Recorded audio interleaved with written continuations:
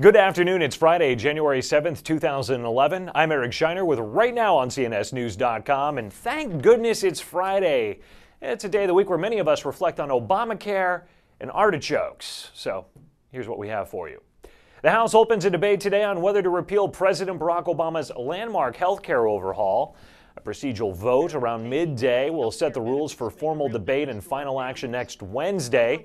We'll bring you complete coverage, even though Senator Harry Reid says that misguided House Republicans have to understand that the health care bill is not going to be repealed. But repealing health care, they should get a new lease on life and talk about something else. Check out Nicholas Ballasie's article for the details on Reid's opinion.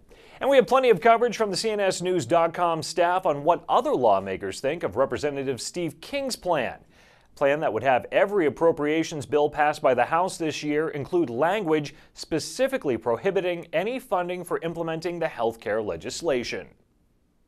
We've got to look at this. This is not helping us as far as the job situation, as far as our overall health care situation. Doctors are against it, small business owners are against it.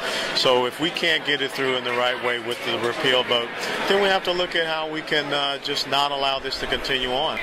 Yeah, I think the power of the purse is one of the ways we stop taxpayer money from being used to implement a law that never had the consent of the majority of the American people.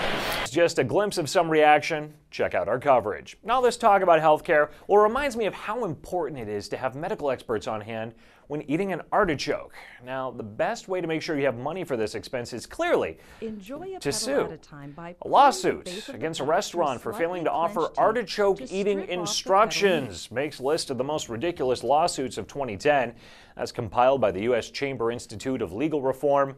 Quote, "It takes a sophisticated diner to be familiar with the artichoke," end quote. That's from the plaintiff's lawyer. And by the way, the plaintiff, he's a doctor.